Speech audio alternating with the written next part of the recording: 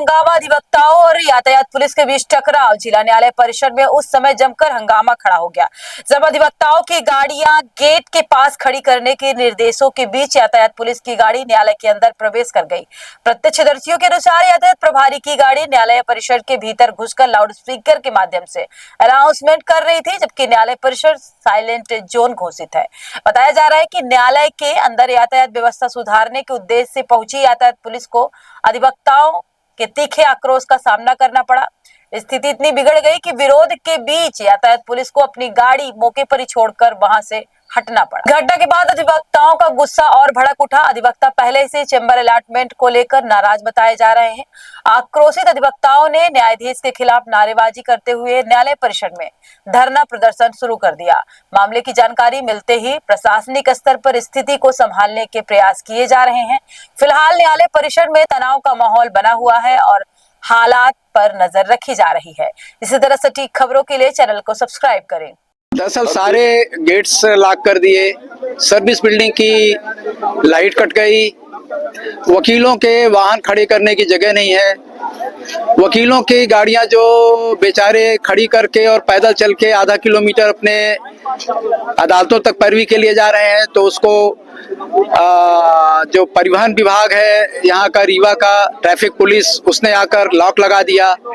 Police की गाड़ियां, पटवारी की गाड़ियां सब की अंदर जाती हैं, जजेस की गाड़ियां अंदर जाती हैं, अधिवक्ताओं की गाड़ियां रोक दी जाती हैं।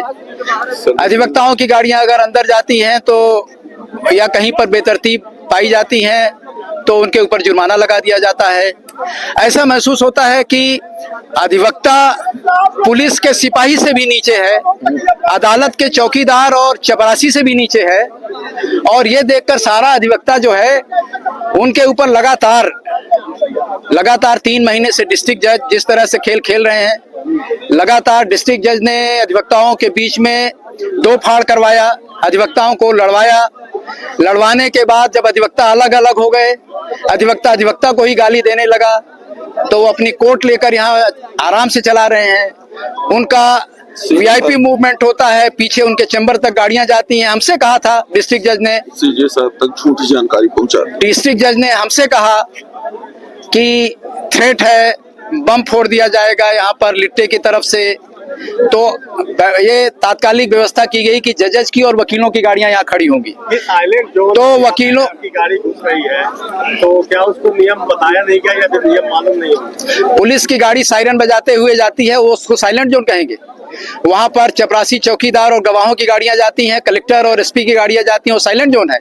डिस्ट्रिक्ट जज की गाड़ियां और सारे जजेस की जाती हैं, वो साइलेंट जोन है। तो यातायात पुलिस यहाँ कार्रवाई करने कैसे आगे चले? ये डिस्ट्रिक्ट जज बताए, इसी के लिए हम लोग यहाँ है कि ये सर्विस बिल्डिंग में बिजली सप्लाई क्यों रोक दी गई है, गेट के सारे गेट बंद क्यों कर दिए गए, इतनी ज्यादा है कि बैठना मुश्किल है।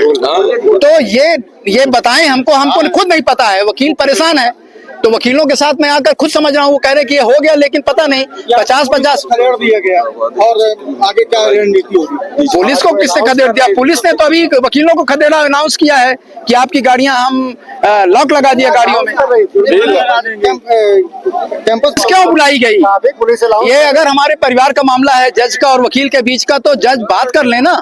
अभी तक तो 3 महीने से चल रहा है, पुलिस क्यों आई? हमारी डिमांड ये है कि डिस्ट्रिक्ट जज खुद आकर बताएं, सारी स्थितियां स्पष्ट करें। ताला क्यों बंद है, लाइट क्यों कटी है, चाय पानी की व्यवस्था जो थी वो क्यों रोक दी गई है, और वकीलों को इस तरह से क्यों बंद कर दिया गया है, उनकी गाड़ियों का चालान क्यों हो रहा है, पुलिस को वकीलों के खिलाफ कार्यवाही करने की इजाजत किसने दी है?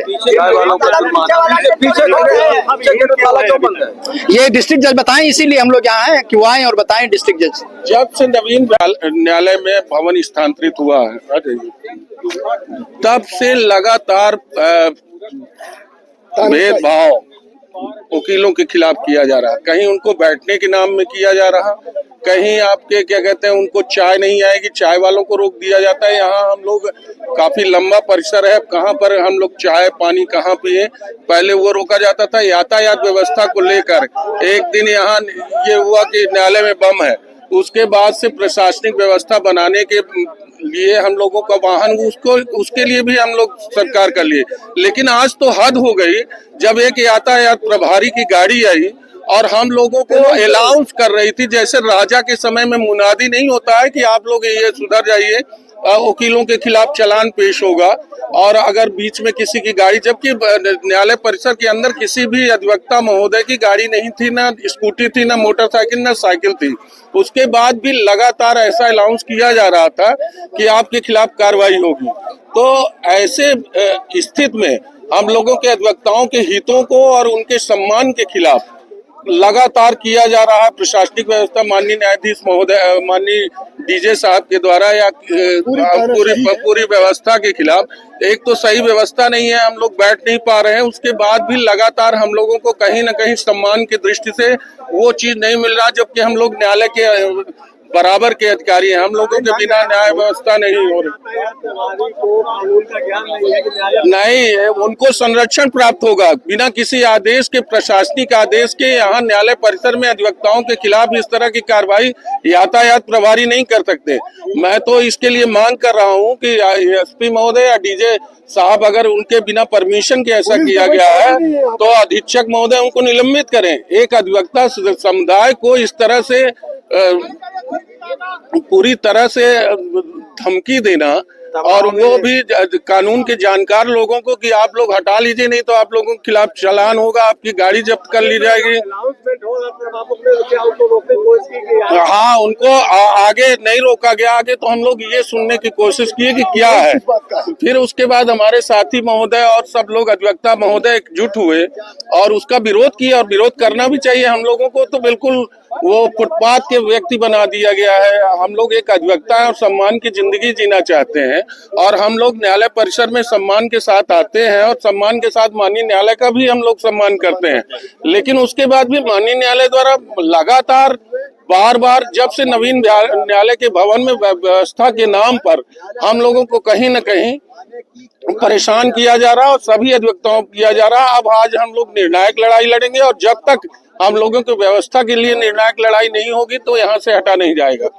क्या आप अपने गांव या शहर में रहकर कम पैसों में अपना खुद का व्यापार शुरू करना चाहते हैं? तो अब मौका है कमाई का, वो भी भरोसे के साथ। हम लेकर आए हैं एक दमदार आयुर्वेदिक तेल जो आपको मिलता है होलसेल रेट में 100 रुपए में, और आप इसे बाजार में 450 तक आसानी से बेच सकते हैं। तेल लगाते ही निकलता है हल्का धुआं जो राहत का संकेत है। दर्द चाहे जैसा भी हो, यह आयुर्वेदिक तेल देता है भरोसेमंद राहत। ये तेल अमेज़न में 450 रुपए में उपलब्ध है। डिलीवरी बिल्कुल फ्री है और कैश ऑन डिलीवरी की सुविधा भी मौजूद है। महिला हो या पुरुष, जो भी आत्मनिर्भर बनना चाहते हैं, आज ही जुड़िए और शुरू कीजिए अपना छोटा व्यापार। अभी कॉल करिए 9302031788 पर और आज ही कमाई की शुरुआत करें। कम लागत, ज्यादा मुनाफा, भरोसे के साथ।